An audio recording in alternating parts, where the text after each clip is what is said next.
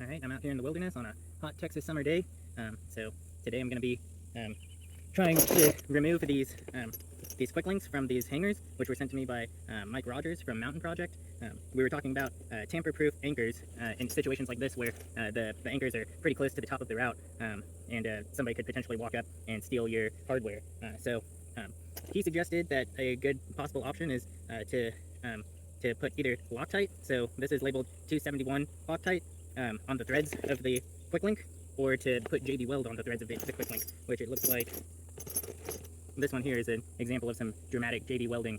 So these appear to be non-stainless steel, just plated steel quick links. So I definitely would never recommend tamper-proofing anything that's non-stainless steel, because you're just going to make it a pain to replace. But for interest's sake, maybe there are going to be some instances where using a stainless steel quick link is a good tamper-proof situation. So I've got one glue in which I'm anchored into, and then the second one here, which is just a Simpson strong tie wedge all bolt. So let me go ahead and take the current hanger off of this. It's a 3/8 inch, and I'll use this as my anchor for testing how difficult it is to remove these quick links once they. Oh fuck! Well, so much for that. Those just went down the hill. Luckily, I do have some other some other equipment that I can get this job done with. So I'm gonna go ahead and loosen this nut.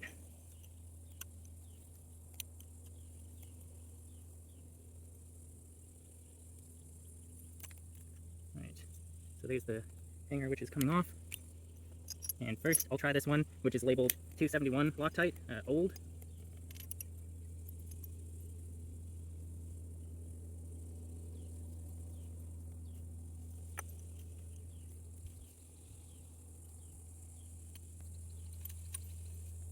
Alright, that should be tight enough. So now I'm going to see how well this hanger holds up, if it'll be able to be cracked loose or not, with just a regular 6-inch crescent wrench.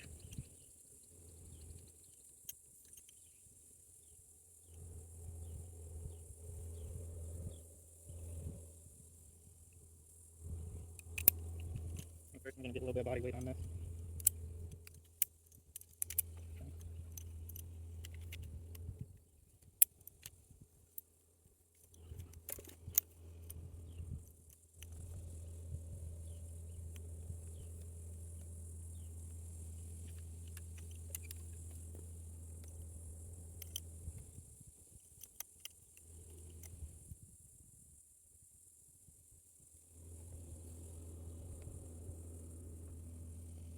Well, I will say, this is a lot tighter than I thought it would be. Anyone walking up with a regular 6-inch crescent wrench, I don't think is going to be successful. Let's try a bigger wrench, and we can get a little bit more leverage on it.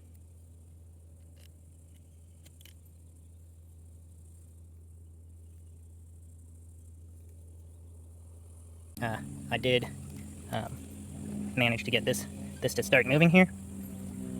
It's also very hot outside, so my phone is a little bit overheating, so bear with me here. So that's that one with the old Loctite. It was not, obviously, it was difficult to get it open. I had to use a pretty big wrench, but once the Loctite was cracked, it was not too difficult from that point to unthread it. Alright, now I'm set up for the next one. This is the one with a ton of JB Weld, and I'm going to be honest, when I was reading the Mountain Project forum, I misunderstood, and I thought that Mike Rogers was talking about putting JB Weld over the hex flats in order to prevent somebody from being able to put a wrench on it, which honestly, I thought you would just chip it off with a chisel and then re-expose the hex flats. This makes a lot more sense what he was talking about, putting JB Weld on the threads while it's still wet and then letting it cure.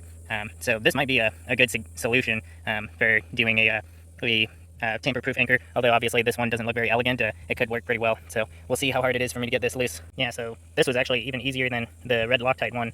I put this big old wrench on it, and just pushing on it very gently, this appears to be cracking now, and as you can see, without too much effort, it's starting to unscrew.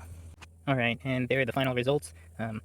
As you can see, both were able to be unscrewed. I do believe and agree that these are definitely tamper resistant. But just with a regular wrench, both of them were able to be unscrewed, so I don't consider them tamper-proof. Obviously, nothing's tamper-proof. Somebody can always come out with an angle grinder and cut off whatever they feel like, but just with a regular wrench, I was able to get these done.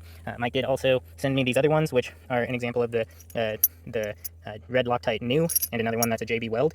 I would think that if I was going to recommend one of these over the other, the red Loctite definitely was more difficult. The JB Weld was pretty easy and obviously less elegant, so if you are going to tamper resistance, go ahead and just use the red Loctite. The JB Weld is not worth it. Another thing which was discussed on the Mountain Project forum is these these rivet links. I think that Jim Titt mentioned that these could be a good option, and I did install a couple of these. They're a nice, cheaper alternative to using a quick link, although you're probably not going to set one of these up out in nature because you have to put the two pieces together and then hammer the rivets flat to lock them in place. And obviously that has its own questions as to how strong it is, and I think that you could probably get in there with a chisel and unlock them, although I'm not sure. I might try that in a different video later. So thanks for watching.